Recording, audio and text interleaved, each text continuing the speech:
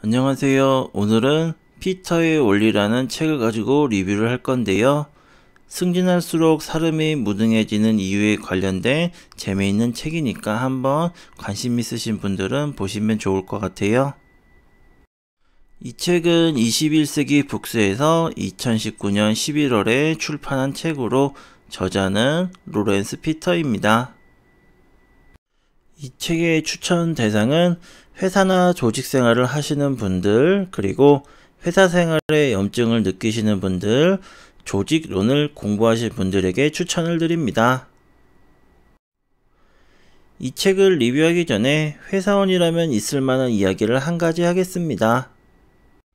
이 영상을 시청하시고 있는 분들은 회사원인가요?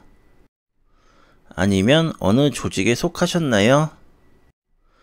어느 조직에나 무능한 사람은 한 명씩은 있을 겁니다. 없다고요? 그러면 정말 좋은 조직에 계신 겁니다. 어느 회사에 있는 무능한 사람이 왜 존재하는지에 대한 내용의 책입니다. 어느 회사의 기획팀입니다. 기획팀의 3명을 소개할 건데요. A사는 부장에서 승진한 지 1년이 되었습니다.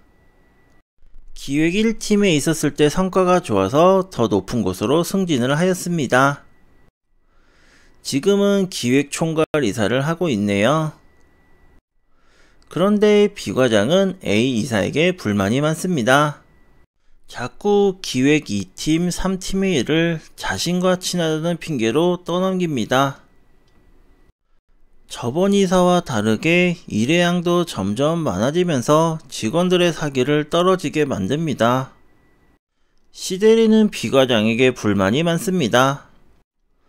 C대리와 B과장은 1년 차이로 B과장은 작년에 진급을 했는데요. B과장이 대리일 때는 아래 직원들도 잘 도와주었어요. 하지만 과장을 딱 달고 나서는 내가 과장인데 이런 일을 해야 됩니까? 이런 식으로 이야기를 하네요. 과장은 결정만 하는 거라고 이런 일은 대리인 너가 해야 된다고 이야기를 합니다. 정말 손 까딱 안 하고 자신은 사인만 하려고 하네요. 점점 일은 안 하고 커피나 마시고 인터넷만 하네요. 과장이 일은 안 하고 업무 파악이 안 되니까 보고를 가면은 이사한테 혼나고 화풀이를 대리한테 합니다. 혹시 익숙한 내용일까요? 회사에서 한 번쯤은 있을 만한 내용입니다. 왜 이런 무능한 사람들이 있을까요? 분명 회사 면접을 통과했으며 적어도 최소한의 검증 절차를 거쳤을 텐데요. 피터의 원리에선 이렇게 이야기합니다.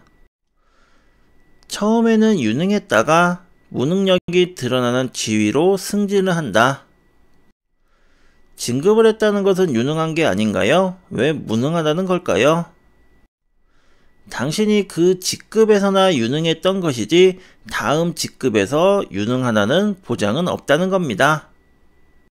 당신이 다음 직급에 맞지 않는 사람인데 전 직급에서 잘했으니까 잘할 것이라고 생각해서 진급을 했다는 거죠. 결국 진급은 하였는데 능력에 맞지 않기 때문에 무능함이 드러난다는 것입니다. 조직 안에서 일하는 모든 사람은 자신의 무능의 단계에 도달할 때까지 승진하려는 경향이 있습니다. 그러면은 무능함이 안 드러난다면 어떻게 될까요? 계속 진급은 할 겁니다. 어느 단계까지 갈 것이고요. 하지만 결국 그 단계에서 그 사람의 무능함이 드러날 겁니다. A사는 부전까지가 자신의 능력이었고 B과장은 대리가 자신의 능력이었기에 진급을 하지 않았더라면 무능이 드러나지 않았으나 진급을 했기 때문에 무능함을 보인 거죠. 이러한 원리라면 시간이 지남에 따라 모든 조직은 임무를 제대로 수행할 수 없는 무능한 직원들로만 채워질 것입니다. 그러면 이렇게 무능한 사람이 많으면 일은 누가 하는 걸까요? 아직 무능의 단계에 도달하지 않은 사람들이 일을 완수하게 됩니다. 그런데 지나치게 뛰어난 직원도 있을 거 아닙니까? 지나치게 뛰어난다면 오히려 해가 된다고 합니다. 무능력은 승진에 걸림돌이 되지는 않는데 해고로까지 이어지지는 않습니다. 하지만 지나치게 유능하다면 해고되기 십상입니다. 지나치게 유능한 사람은 위계 질서를 어지럽히기 때문이죠. 그렇다면 유능하지 말라는 이야기인가요? 그러면 지나치게 유능한 사람의 이야기를 한번 들어보겠습니다. 휠러라는 사람은 배달 서비스 회사에서 자전거를 배달하는 소년입니다. 휠러는 뛰어난 배달 능력으로 항상 2시간 이상 일찍 배달을 끝냈는데요. 하지만 휠러는 해고가 되어버렸습니다. 어떤 이는 그를 실패자라고 생각을 했는데요. 하지만 힐러는 해고 직후 운송회사를 세워서 승승장구하였습니다. 예외적으로 뛰어난 능력을 가진 사람은 기존 조직에서 벗어나 다른 곳에서 새롭게 출발을 합니다. 에디슨은 신문 배달에는 무능하여 해고되었지만 자신의 조직을 훌륭하게 이끌어 큰 회사를 세웠죠. 그러면은 능력이 너무너무 뛰어난 사람은 어떻게 될까요? 능력이 너무나 뛰어난 사람이나 조직의 최상급에 있는 사람들은 어떻게 될까요?